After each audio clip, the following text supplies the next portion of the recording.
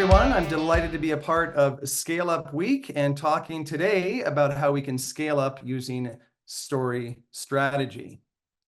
So I'm wondering, can any of you remember a moment in your life when something happened, perhaps it was slightly unexpected, but it actually took you on a path in a completely different kind of way than you anticipated or thought? This happened to me some 30 years ago. I was running with two other people to be the executive in the student government at my university. Now, this was 1992, so there were no cell phones, there was no internet. And in order to connect with people, we actually had to go to a room and talk to them. And so we had decided as three art students that probably the best thing to do would be to hit a 400-seat lecture hall full of engineers. Because, I mean, engineers, that was like the polar opposite of us art students, right? Around that time, Tony Robbins was also coming into a great deal of popularity. And so I was reading what Tony was saying in terms of how to actually present. And he talked about the importance of projecting your voice and standing with confidence in the room. So the three of us entered the lecture hall. And I remember I was in the center and I literally kind of strode up there and I put my hands on my hips and I started to speak. And as I was speaking, I noticed that nobody was listening. In fact, some people were pointing. There appeared to be a little bit of kind of giggling and laughter. And so I stopped. And as I stopped, my running mate, Liz, said, "Yes. And Jason does all of this with his fly down." Oh boy. I went as red as some of the flowers on my shirt here, but somehow my 22-year-old self was able to hold it together. And I looked at the room and I said, "All right, have we got everyone's attention? Zip. Now let's talk about our platform." And it was so interesting because in that moment, 400 people leaned in.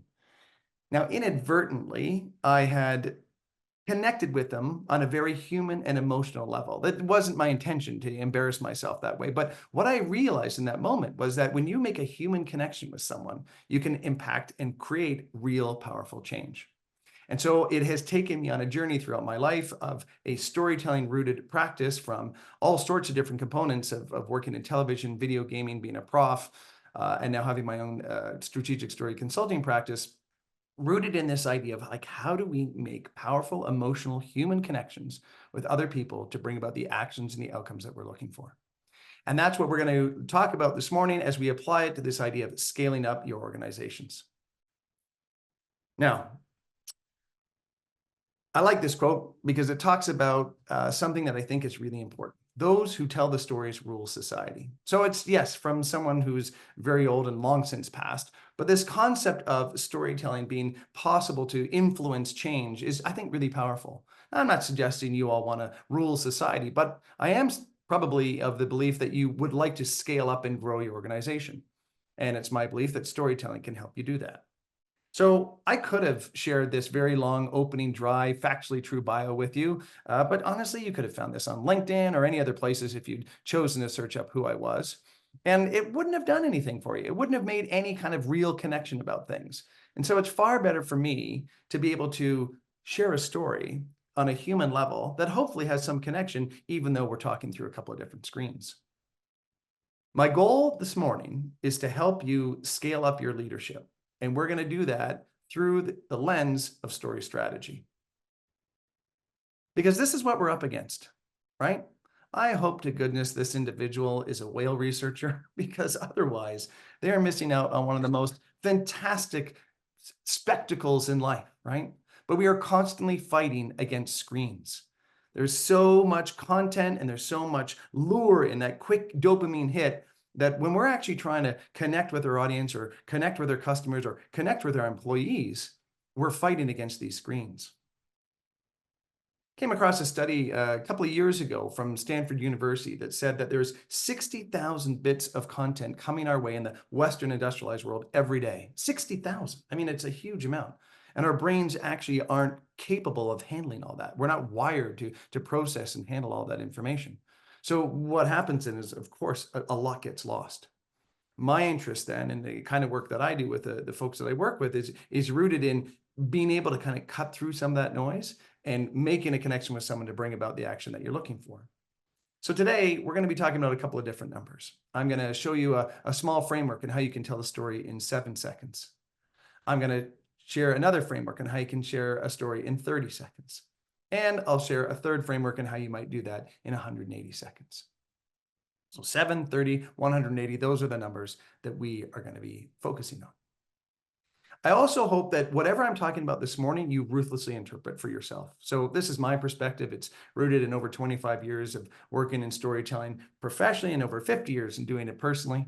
And so I want you to take what I'm saying and interpret it in a way that helps you the best. That means there's a law of mutation kind of side of things to this equation, right? So you can mutate and take whatever sort of things that I have shared with you and apply them in the way that you need to in order to grow and scale your business. And finally, and perhaps the most important one, if there is something, and I hope there is, at least one thing that really resonates with you, I'd love for you to use that in a way that isn't just you making it happen, but making it matter. So thinking about how you can take maybe one idea or a couple of ideas rooted in story strategy and really make it matter and make a palpable difference for your growth and your organization. One of the things I like to do when I'm working with leaders and individuals like yourselves and organizations is kind of get a sense of where perhaps you might think you are as an individual or as an organization with your own story strategy. So I have a table that sort of helps position people in terms of where they are, in terms of how we can grow and develop our story strategy skills. So just from a pure sort of like, as you're sitting there thinking about things, where would you rate your confidence as a strategic storyteller? Would it be destroyed, dull, decent, dependable, or dynamic? Let's give that a thought. Where would you be on that kind of ladder of confidence? Then where would you be from a clarity perspective? Are you mumbling? Is it mediocre? Is it mainstream? Is it magnificent? Or is it masterly? And again, this can apply to you as an individual, or this can apply to your organization. And the final measurement here is conviction. Is it suffering? Is it stolid? Is it satisfactory? Is it strong? Is it sensational? Right? The idea, ideally, is that we are working in a place of at least like, you know, the second from the top to the top. If we are dynamic, masterly, and sensational in the way that we are creating and sharing our stories, then much more likely we're going to be successful in bringing about the outcomes that we're looking for. And what's interesting is if we can get really strong on these three kind of levels, we bump up our trust. So where our trust can go from sort of being really, really low to upwards of 750 times stronger when we're especially clear about our purpose and our values. Trust is an important part of the whole equation for me in terms of the concept of story strategy. And there's three kind of levels of trust that we really need to focus on. The first is ourselves. We have to trust ourselves. And honestly, that can be the toughest part. I have so many people who tell me, oh gosh, I'm a terrible storyteller. I can never get any good at it. And while some of us are better than others, I firmly believe that all of us can become better. It takes practice and using some of the frameworks that I'm going to share with you this morning. The second level of trust that we really need to focus in on is our audience. And I use that word purposefully, having been in film, television, and video games, very aware of what an audience means and how to actually speak to the right audiences and not the wrong audience. So as leaders, you have all kinds of different audiences, right? You've got your board of directors, you've got your employees, you've got your customers, you might have the community or policymakers that you have to be influencing. So you've got a number of different audiences, and each audience will need a slightly different message. And the final level of trust that we need to engage in is this journey. What journey are you going on for yourself? What journey are you going on with your audience? And what journey are you taking your organization on? So when we can be mindful of these three levels of trust, we're better set up for success.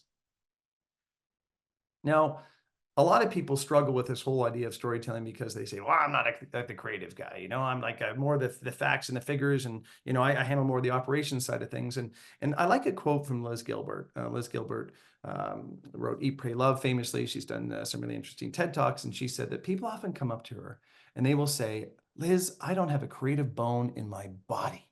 And she says, well, that's ridiculous, right? If you were to substitute the word creative for kind or strategic or curious, would you say the same thing? I don't have a curious bone in my body? Unlikely. Now, I like the concept that Liz is talking about here, but I'm just going to make a slight change to that. I like this idea if I don't have a creative muscle in my body, but we all do. And just like we work out, you know, with our bodies, you know, generally, the more we kind of flex that creative muscle from a strategic storytelling perspective, the stronger and the better that it gets. Now, I want to share with you a tiny bit about some of the research that exists out there to say why strategic storytelling is a useful place in which to play. So our brains on data are lit up in a couple of different areas. The Broca's and the Wernicke's area, which is great, right? We're hearing data, hearing some facts and figures can be really useful in getting that, mind kind of going. But interestingly, when our brain is listening to and attuned to storytelling, those same two areas fire up plus an additional five. I always find this olfactory one like really interesting, right? So we're hearing a story about something, and inside our olfactory cortex, which is our sense of smell, is like actually making some connections in terms of like here, what we might be doing. There was a great study by Yuri Hansen, who has a lovely TED Talk where he talks about electrodes being connected to a speaker's brain and electrodes being connected to listener's brain. It doesn't matter how many people there are, whether there's 3 or 300, but everyone's brain is firing neurochemically the exact same way, which is really fascinating, right? In terms of like, as you, a speaker, speaking in a really inspirational way, a visionary way about where you want to grow your business, whoever you're speaking that message to, if it's told in a story, their brains will be firing in the exact same pattern as yours. Now, I want to talk a little bit about the value of owning your story. There's kind of 3 bits of data that I think are useful to share. The first is 750 times. So this is how much trust is increased. You saw that in the ladder when people are clear about their purpose and their value. This is a study that comes from Harvard University, and I had to reread it a couple of times because I thought that number was just really high. 750 times is how much you increase your trust level. When you're trying to grow and scale your business, trust is going to be a huge component of that. So I think it's useful to be mindful of that.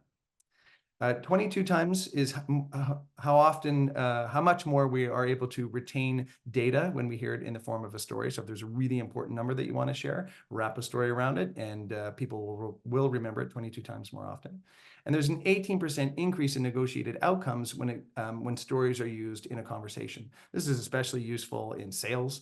If you're trying to get a new product idea or service launched, if you can wrap an idea around that from a storytelling perspective and talk about how that problem will solve an issue for the customer, the person that you're sharing that with, you're going to be in a much better position to make a change and make that sale.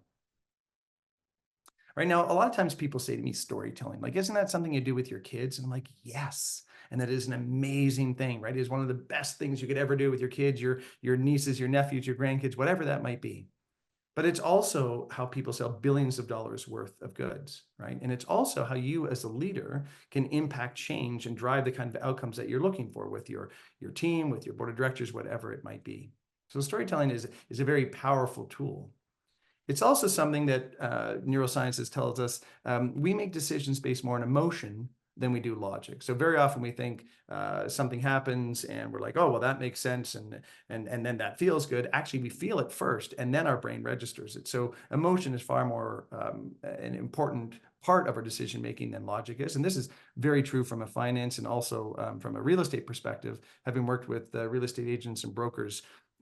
To a person, they tell me that people are making the biggest purchase decision of their lives from an emotional state first and then a logical one. We tell stories because they connect with people on an emotional level. And again, this isn't like a laugh out loud or a breakdown in tears, although I guess sometimes that happens. But it's this idea of feeling something, right? We want to feel inspired. We want to feel curious. We want to feel courageous about where we're going. And then any successful leadership strategy must align with a shared connection or else it's not going to go anywhere, right? Again, this idea that there's 2 people as part of this equation, right? That trust journey, right? It's yourself and your audience, no matter how big that audience might be. This is also true for sales and certainly true for growth. And so as we are moving forward in terms of how story strategy can help you, this idea of a shared connection is something I would say would be really, really important. So I have a curiosity, and we're going to run one quick poll here to see what everyone who is joining me this morning is thinking. But just how strategic is the storytelling in your organization? So if you just give some thought to that, how strategic is the storytelling in your organization? And my friends behind the scenes here, if we're able to launch that poll, that would be great. There it is. I see it. Excellent. Thank you. So how would you answer that? We wrote the book. We're getting there. Strategic. What?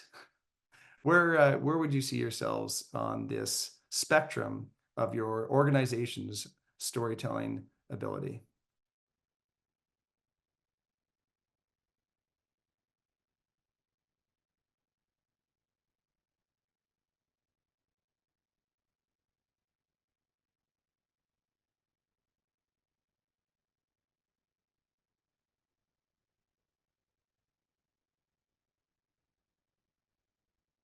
presume at some point here, we're going to get some.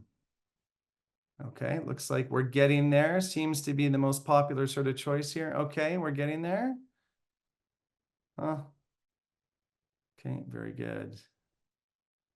All right, so, we're getting there. I mean, that's not a bad sort of place to be in terms of where we are. It means you have some sense of it, but you're not quite masterly yet. So that's all right. I mean, this is a good place in which to be. That means there's some growth and development opportunities with your own story strategy.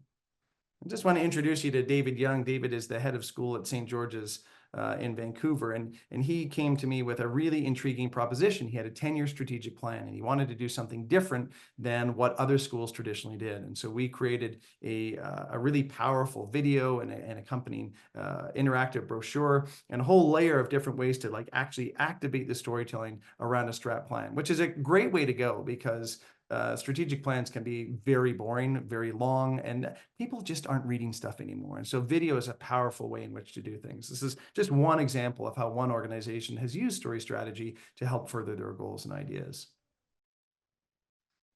Now, I've spent most of my life either telling stories or helping other people tell their stories. And something that I have realized is that we identify quite deeply with the stories that we tell. We think about this from a sport lens, right? I mean, here in Alberta, the Edmonton Oilers are, fighting for the Stanley Cup, big win last night. But the identity we place with how our team does, how our organization does, how we are doing is pretty intense. And it's why story strategy is really important. I've also noticed that in some cases, our stories can instruct us, right? And sometimes that can be in a positive way, and sometimes that can be in a less positive way. So there's an opportunity to kind of rewrite the stories that we are telling ourselves or telling about our organizations, especially from a growth standpoint, to enable us to be more successful. And one of the things that I'd like to share with you in that kind of perspective is what I call kind of the three spheres of story strategy, and they roll out like this. So first of all, there's the personal. These are the stories that we are telling ourselves. These are the stories that we are using from our own leadership perspective, and they have a powerful impact on how we show up and how we decide to lead. The second component of this is the collective.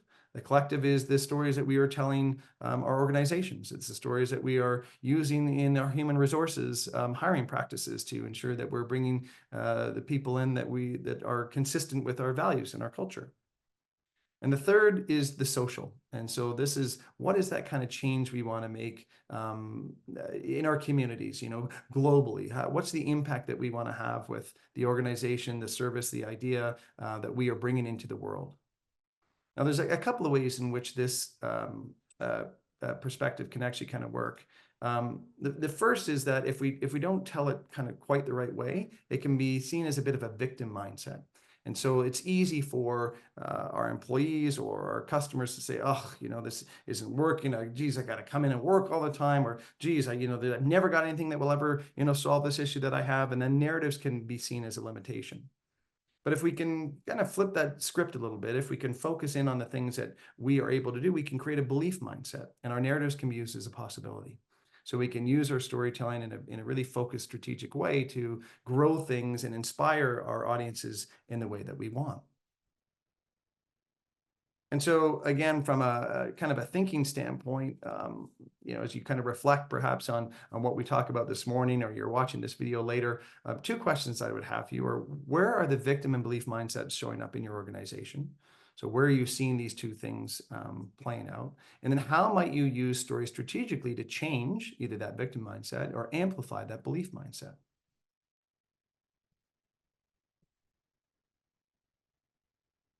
The model that I have created that everything is built upon, and what I'm talking about this morning, is this idea of find, create, and share. And what I often come across when I'm working with leaders and organizations is that people say, geez, we got to tell stories. We got to tell them right now, right? But they haven't been very thoughtful about how to find them. What are those origin stories? What is your backstory, right? From that filmic kind of perspective that enables you to be doing what you're doing today. So we start with our find, we move to our create, and then we actually get to sharing it through a variety of different distribution methods. You can see if we do these things in the right sort of order and thoughtfully, we are going to build naturally our confidence, our clarity, and conviction from that perspective. Now, one of the things I get asked about a lot is how do we actually bring storytelling into organization to make an impact, right? How can we actually use it to grow organization? And one of the first kind of areas I like to tuck into is this idea of values.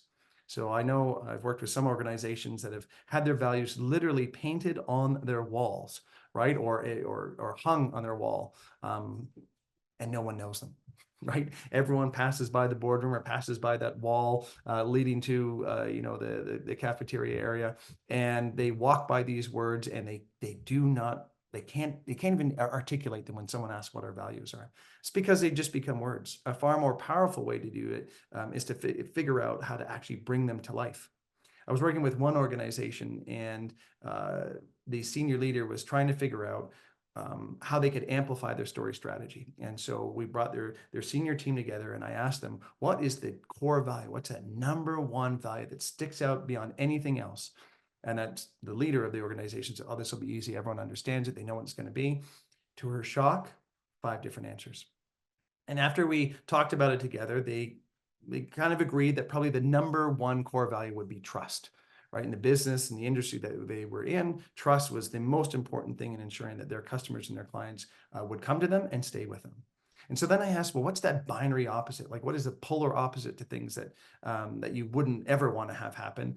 And the least senior person came up with the best answer, and I love this photo.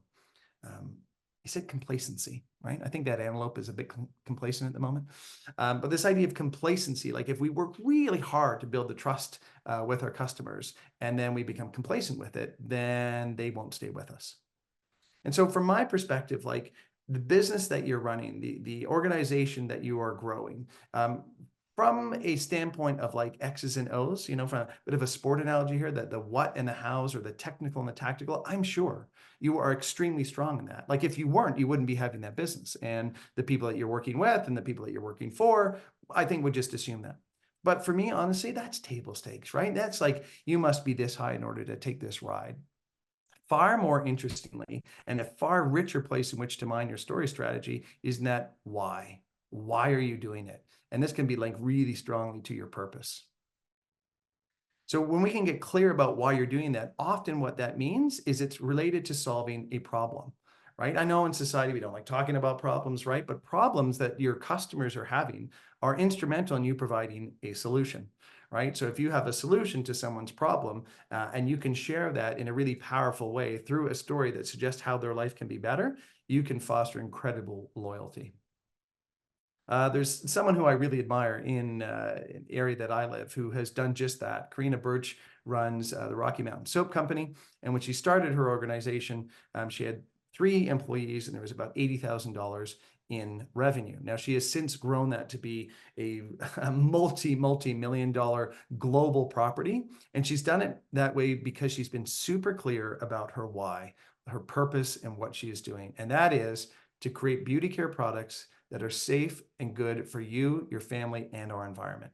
So that is Rocky Mountain Soap's overarching why. It's their purpose, and everything that they do is rooted in that. And because she's been so clear about that, she has been able to align her purpose with values. And one of the values that they have is this idea of cultivating team spirit. And I love how Karina does this. She has people associated with her organization and customers who share stories about cultivating team spirit. So she's a great example of someone who's living her why and who's using her values from a story lens in order to continue to drive and grow her business. And so, my curiosity is like, what's your why? Could you really articulate it in a nice, clear, succinct way? Because if you can't, that might be something that you might want to get into. And it's interesting, like, is your why like clear on your LinkedIn profile, your organization's LinkedIn profile? If it's not, what might be the opportunity to share it, in that kind of space? And where are sort of the, say, the similarities between how you might be describing things, how you might be sharing like words as values that would be just the same as your competitors, right? An interesting exercise is to go onto your competitors' websites or their LinkedIn pages and find out if they're using similar words to what you are. I don't necessarily think that it's wrong to believe in excellence or integrity, but the difference is when you can bring the idea of excellence and integrity to life through a story that is specific to your organization, right? Because words can be used by everyone, but story examples are specific and unique to each each organization. And if you're ever stuck on that, like I think a nice kind of statement to get you going is I or we believe. And then you can talk about how we believe that integrity is central to everything that we're doing and share that from a story standpoint. The idea is that you're able to talk about your purpose, you're able to talk about your values with never using that value word, right? You share a story around how your team has dealt with a problem that a customer has. And everyone who would hear that story would say, gosh, that organization is full of integrity, and the word integrity has never been used. So that's a fun way to go. There's an acronym that I really like that I call POP, and it's this idea of being published over perfect. Right, I find so often today everyone feels like it's got to be perfect. I have to have everything lined up, and before I share anything from a story standpoint, it's got to be tight. And I would say that's probably doing you a disservice. Now, I know I've spoken with some leaders before, and they said, geez, I don't want to get out there and say the wrong thing. And because I'm a big fan of sort of metaphors, I found this, which I think is the way that person was feeling. This idea of bumpers along the guardrails of a bowling alley, right? We don't want to hit a gutter ball. And really what I think that's speaking to is this idea of like a trusted editor. Like, who is it on your team or within your organization or perhaps out of your organization that you can test a story idea with and say like, yeah, that is really, exactly what you sound like.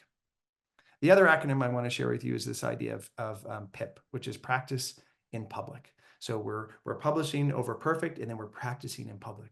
So there's nothing quite like sharing your stories and sharing where you want to grow things in public. And by this, I mean, this could be a blog, this could be an email list, this could be a website, this could be a talk that you're having, in a town hall. This could be a pitch presentation. This could be a one-on-one coffee meeting. But if you could start crafting your stories and sharing them in public and practicing them in public, you're going to get better. One of the things that I find people really kind of try and figure out is this idea of answering the question sort of like, who are you and what are you all about?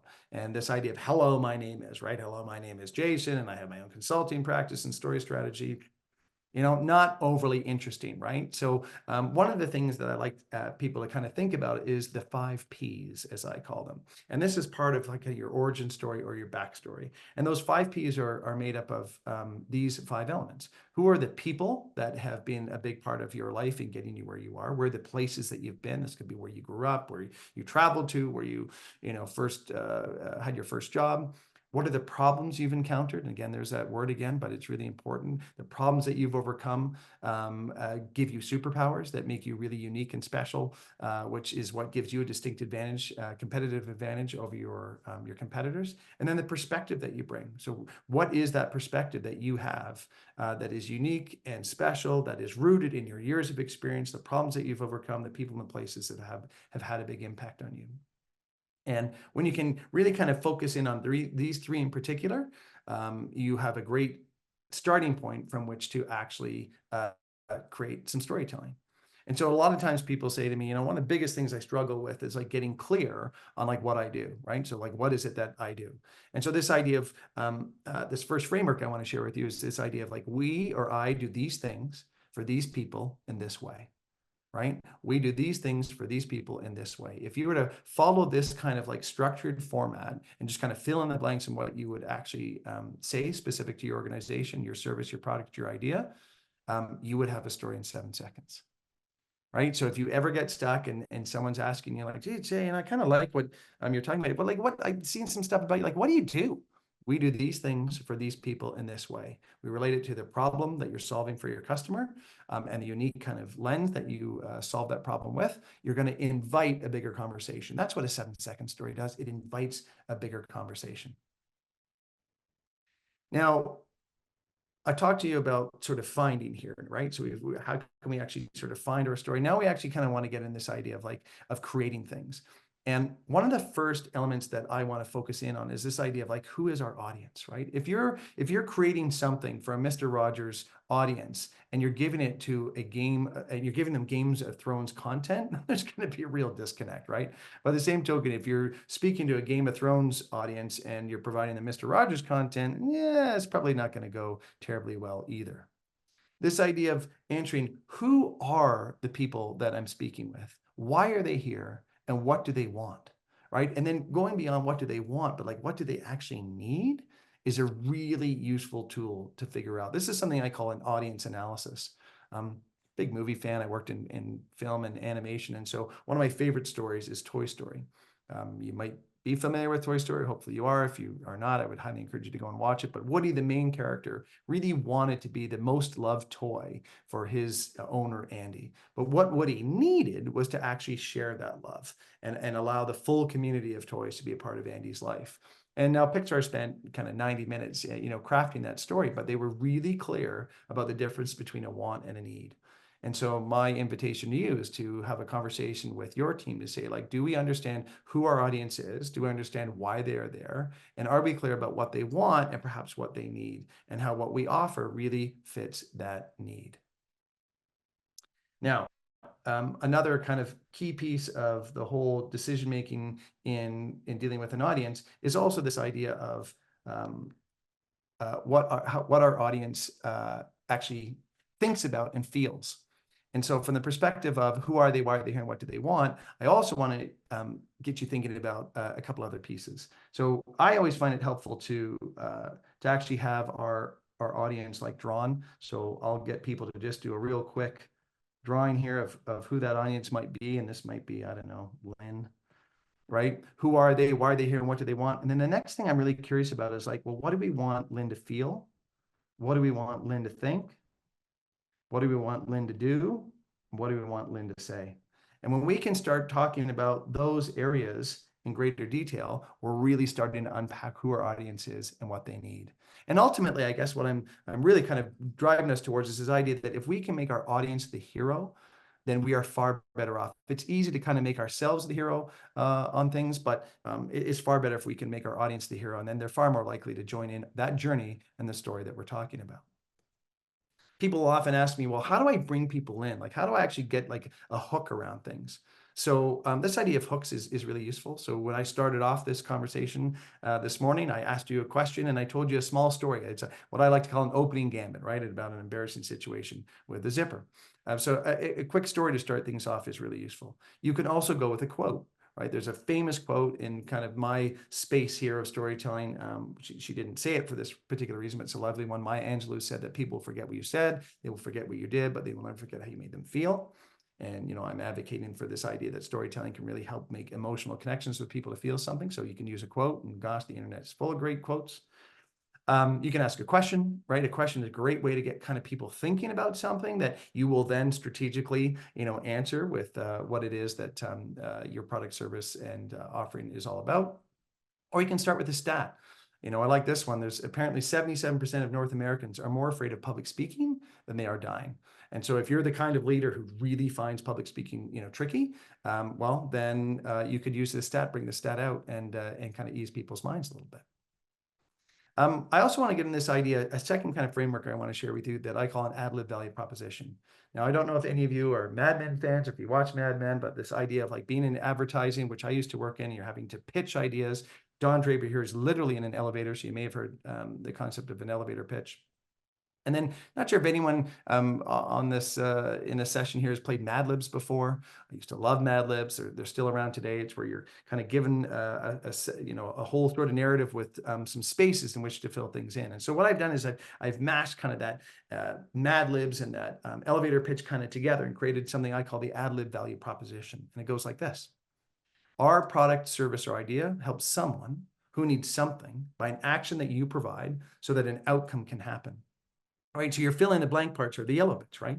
If you were to use this, you could create a really nice, tight value proposition for what it is that's rooted in kind of a little story strategy format that would be super helpful. For example, our ride-sharing app helps busy people who need fast, reliable rides in minutes by eliminating the need to wait for a taxi or bus and making payment completely cashless so they can get to go where they want to go quickly and easily. Like this, if this was a live session, I would ask people what they thought, and most people say, this is Uber. Yes, absolutely, it's Uber, right? They didn't write it, I did, but I pulled on enough ideas that we know about Uber to say, like, yeah, this is a difference, and this is a benefit. This is a value proposition that particular company offers. If we use this formula, we're going to have something in 30 seconds or less. Right?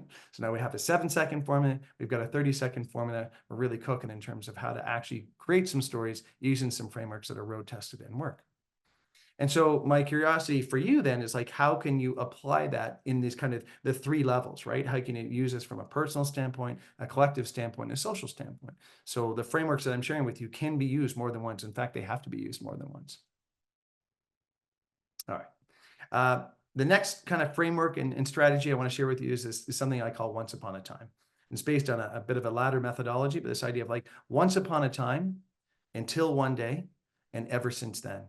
This is the literal strategy that we're using. Once upon a time, until one day, and ever since then. Once upon a time is this idea of what was. So how did things used to be, right? Once upon a time, there was an orphan who was shoveling sand on a desert planet and thought he would amount to nothing, right? Until one day, a hooded figure came and said, Luke, I'm going to take you on a journey across the galaxy, and we're going to find some good people and some bad people, right? And ever since then is what is or what will be. Well, ever since then, Luke found out he was a Jedi, and he was, battling the dark side in order to ensure that the light side would be successful, right? So this is obviously the once upon a time, breakdown for Star Wars, one of the biggest properties of all time, but you can use this in your own business. The key here is like this moment of change, right? Like what changed to make something so impactful and so meaningful. You want to set things up the way it was. You want to talk about this moment of change, which can come from your idea, your service, your product. And then what is how that product, service, idea has made a difference for your customers' lives, or what will be if it hasn't launched yet. And so I strongly recommend you when you're first using this framework to literally say once upon a time and fill it in. Until one day, what's that big moment of change for your organization? And ever since then, what is that difference or benefit to your customer now, or what will it be, when everything is launched? So using this particular framework, you will tell a story in 180 seconds, again, or less. So you've now got 3 frameworks in which you can start playing around to apply to your personal, your collective, and your social stories in terms of figuring out where you actually want to go. Now, as a bit of a kind of a bonus structure, I'm going to just throw at you the story spine here. And this story spine was actually created by someone by the name of Ken Adams, who led improv back in the 80s in California. This idea of like once upon a time, every day until one day is like your act one. Because of this, because of that, which you can layer on. You can use it as long as you want, for as long as you need. This is what Pixar uses, as a kind of a spine for their storytelling for 90 minutes. And then until finally, and ever since then, the moral of the story is, which is your act 3. So this idea now that you've got a variety of different structures in which you can actually root your storytelling to create something that makes people feel something and bring about a positive change.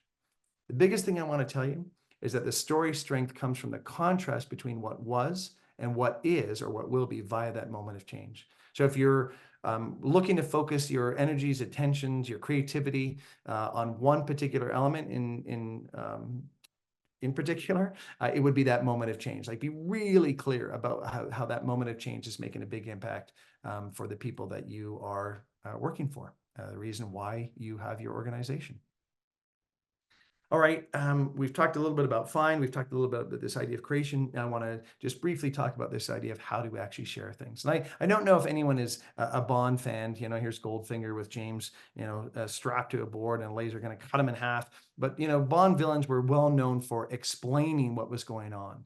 And explaining is boring, right? Like it's no fun when someone is telling you what's going on. And this whole idea is rooted in a concept I like to share called show, don't tell. Show Don't Tell came from my training as an animator and a storyteller in the movie and film and TV business.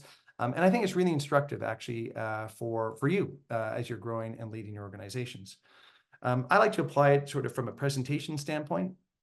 PowerPoint turned 35 this year, and we're still using it in much the same way that we did when Madonna was singing Like a Prayer 35 years ago. And really, there's no excuse for that.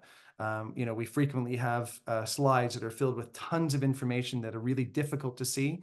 Using, a slide like this factually has lots of information and could be really useful, but is a really challenging thing for someone to view and look at, right?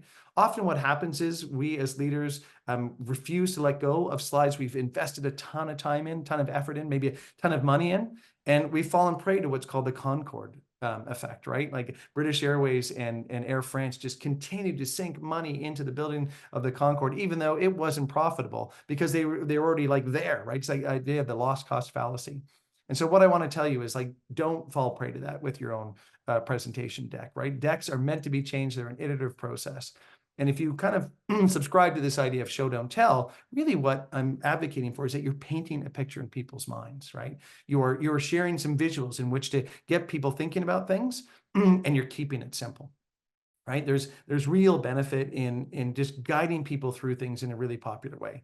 Rather than having a slide full of information, just talk about one number that you're looking to grow, right? Doing that with a visual from your product, service, or idea is a far more powerful way to actually get your message across.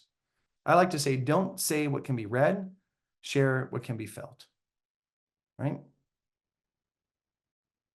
Story strategy is really powerful because it does a number of different things. The first is that it enhances attention, right? When we tell stories and we do it from a strategic standpoint, our audience is leaning in. They're getting interested. Their attention span is being captured. Secondly, it creates anticipation. So when we do it well, we can start, kind of like just tossing out little threads from which our audience, can start to latch onto, and they're anticipating where we're going to go with things. And the final piece is that it increases retention. So I shared a stat with you earlier that said that we retain numbers 22 times more often when it's wrapped into a story. Well, this is true no matter what. If you're trying to get a really important sales or organization or HR idea, through to whoever it is that you're speaking to, if you can wrap that idea in a story, far more likely the person that you're speaking to will remember that story, and then they will be able to act on whatever you're asking them to do from a sales organization, HR perspective in a really positive way. All right, I know we've talked about a number of different things in a short, kind of compressed window of time, but one of the things I'd like to throw out to you is like, what is one story habit that you would want to incorporate into your scale up? Right? As you're growing your business, as you are looking to scale up your organization in a few different ways, like where would be that one habit that you really want to bring things forward to? A lot of people think that storytelling is just useful from a sales standpoint, but I can tell you it's useful across your organization. It is super helpful from a sales, marketing, and branding perspective. It's really useful when you're starting to get into that social media space. It can be incredibly powerful when you're trying to bring along or have your board of directors get behind you with a change or a growth development that you want to make. Certainly critical in the operations. It's critical from an HR standpoint, right? There's a lot of time wasted and a lot of money wasted in hiring the wrong people. When you can share a story rooted in your values and the culture that you're building for your organization, you're far more likely to then invite the kinds of conversations to hire the people who share in those values and that culture. And then, as I've just done a very high level talk about this idea of presentations, storytelling can really show up powerfully in your presentations and your pitches as well. I want to remind you that you are all storytellers, and that if you can connect your stories to solutions, you're going to be far more likely to make that emotional and human connection with the people that you're speaking with. Own your story, have fun creating your story, and use it in a way to help you grow and leverage your business. That is everything that I wanted to share with you in the time that I had this morning. We're right at our 45-minute ending, which is awesome, which leaves some opportunity and time for questions. And I'm happy to answer and respond to any questions that people might have.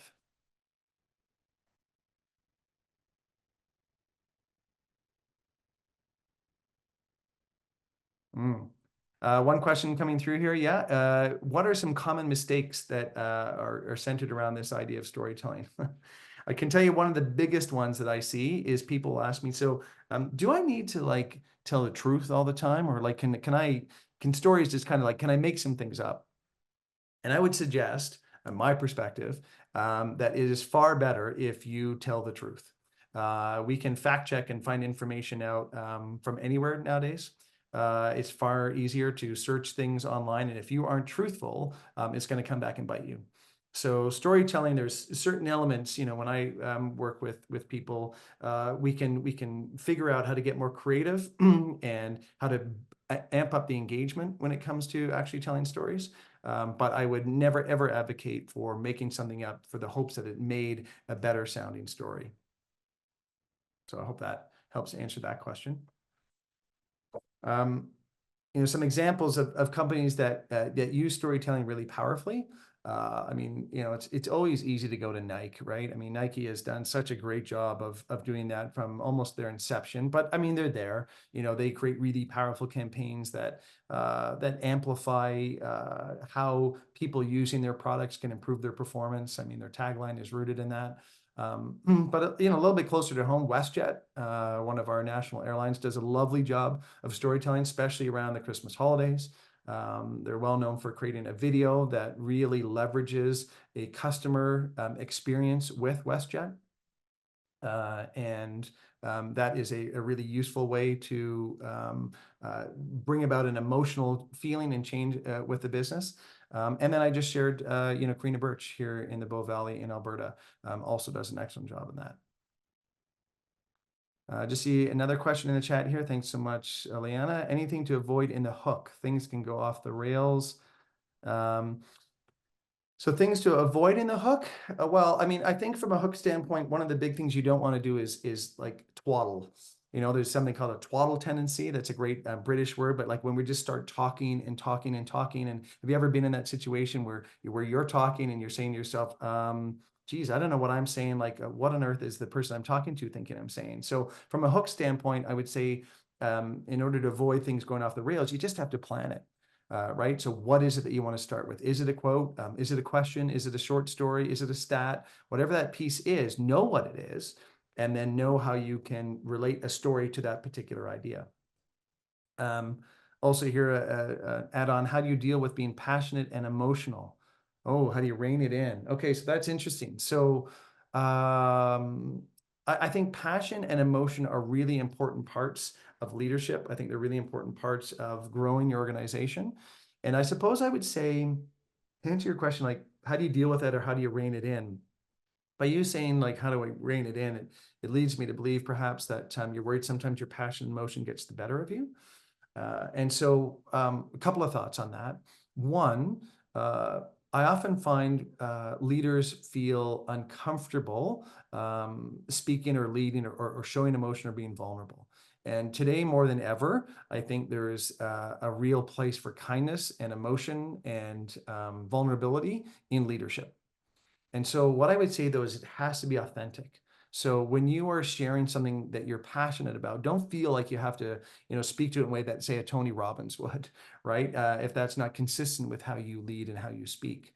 And so I would say emotion and passion are incredibly important when it comes through as a genuine emotion and passion. I mean, hopefully, you're passionate about your business, you're passionate about the change you want to make in the world, you're passionate about the impact that you're going to have for your clients. And I think that can come through really strongly in a story way when you're doing it strategically to show about that change it's going to make, for your customers.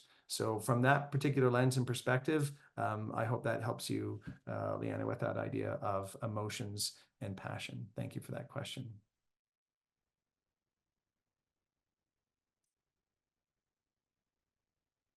I have another idea here. Oh, do you have any? Sorry, just looking in the chat. Oh, you're welcome, Leanna. Do you have any cases that led to a wrong and undesirable path result for the brand? Do you have any case of a story that led to a wrong and undesirable path?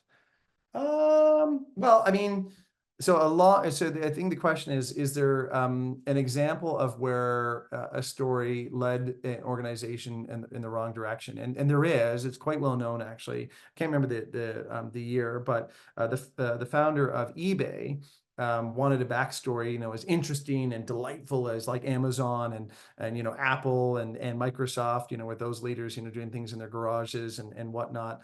And so created a story that particular individual felt would be more engaging and interesting, to the people that obviously eBay was selling to.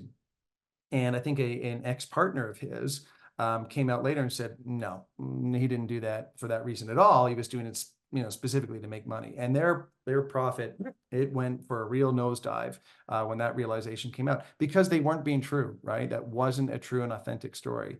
And so, a far better way is to think about how can you leverage your culture, how can you leverage your values, and how can you leverage your purpose and your why. That's a far better way to actually talk and connect with your customers than it is to make something up. Sorry, I thought I just had another question there. How do we gather and curate from our team and customers? Yeah, I think this is really great. Oh, okay. And someone has asked, please review the 3 frameworks. Absolutely. Yeah. So the first kind of framework that I shared with you from a 7-second perspective was this idea of, sorry, I'm just going to see if I can bring up something to accompany with that. You know what? I'll just go through my slides one more time.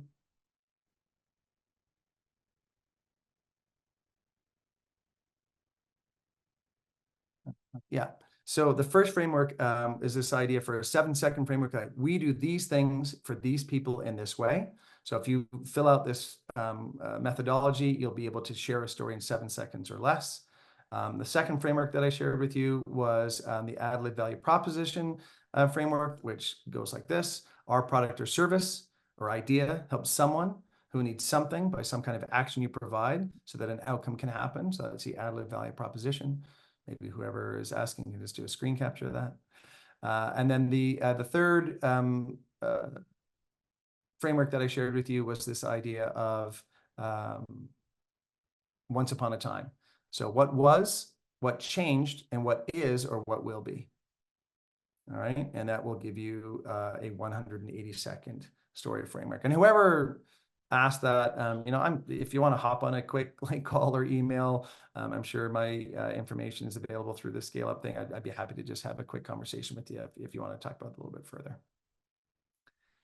So someone was asking about how do we actually curate and gather stories from our team and our customers, and that's a great question because these are the stories then that are rooted in truth. And so one of the programs I created to support people like that is something I call the living library. It's where, you know, people on your team literally become archivists, you know, for the stories, because one of the big actually challenges that happens with founders and organizations that you know, start with 1 or 2 people is that there becomes a champion for the stories in that organization. And if that champion and when that champion leaves, the stories leave with them.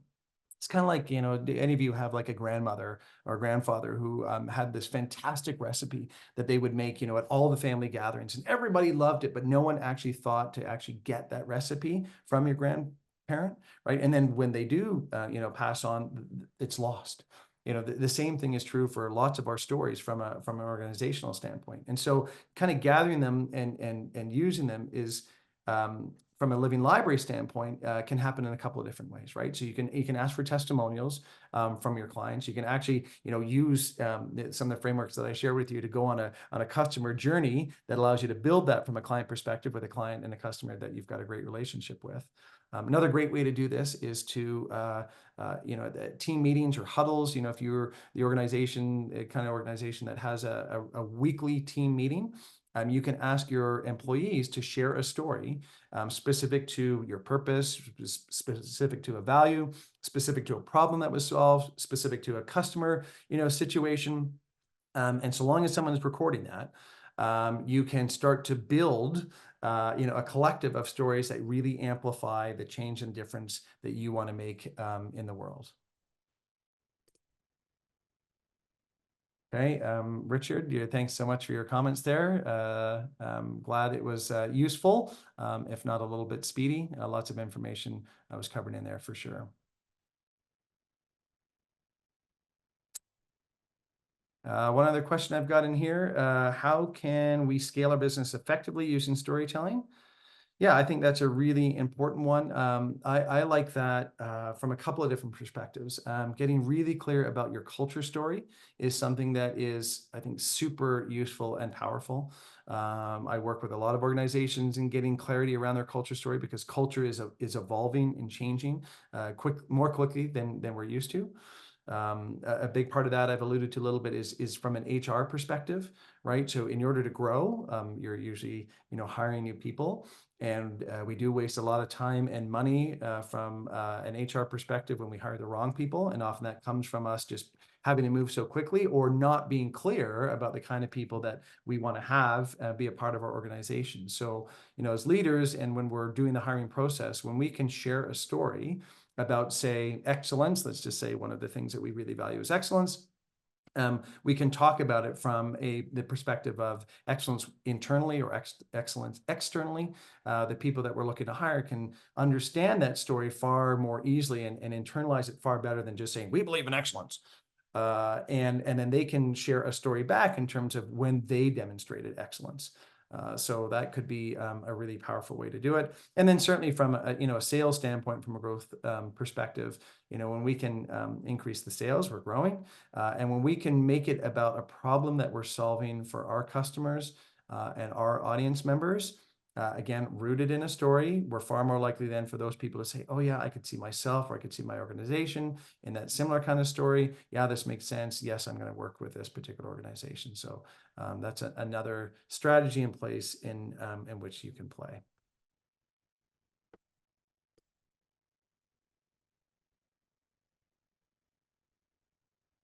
To see if there's any more sort of questions along this line.